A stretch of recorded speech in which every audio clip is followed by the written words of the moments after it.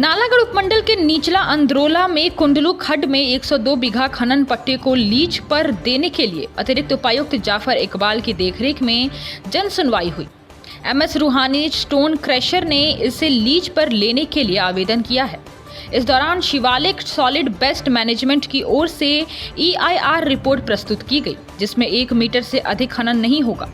सुबह 9 बजे से शाम 5 बजे तक ही खनन कार्य होगा। मॉनसून के दौरान कोई भी खनन नहीं किया जाएगा। 1,17,000 मैट्रिक टन निर्माण सामग्री 1 वर्ष के दौरान निकाली जाएगी। 1 हेक्टेयर जमीन पर पेड़ पौधे लगाए जाएंगे तथा खनन के दौरान पोक लाइन और JCB का इस्तेमाल नहीं किया जाएगा। इस दौरान लोगों ने अपने विचार रखे और ज्यादातर लोगों ने खड्ड को लीज पर देने की बात कही। अतिरिक्त उपायुक्त जाफर इकबाल ने कहा कि जन सुनवाई में लीज के अप्लाई करने वाले प्रोपराइटर की ओर से पर्यावरण को सुरक्षित रखने के लिए बनाए गए पैरामीटर बताए गए। इसके अलावा लोगों के विचार वीडियो के माध्यम से रिकॉर्ड कर लिए गए हैं। अगले दिन इसके ऊपर कार्रवाई की जाएगी।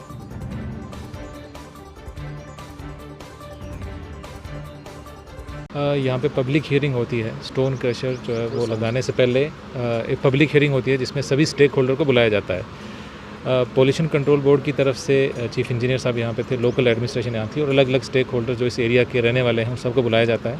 जो प्रोजेक्ट प्रोपोनेंट हैं वो बताते हैं कि उसमें उनका क्या क्या प्रपोजल है, क्या पैरामीटर हैं और वो खासकर इन्वायरमेंट को लेके उन्होंने क्या क्या चीज़ें उनके रखा है। तो उन्होंने सबके सामने बताया है कि कैसे कैसे वो एयर से लेके वाटर से लेके ग्राउंड वाटर टेबल के बारे में कैसे कैसे वो ध्यान रखेंगे।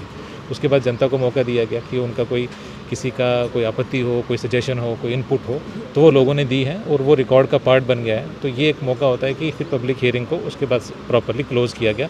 नेक्स्ट स्टेज जो है वो ऊपर उसके बाद कार्रवाई होगी। हिमाचल प्लस न्यूज़ के लिए नालागढ़ से सुरेंद्र सिंह की रिपोर्ट।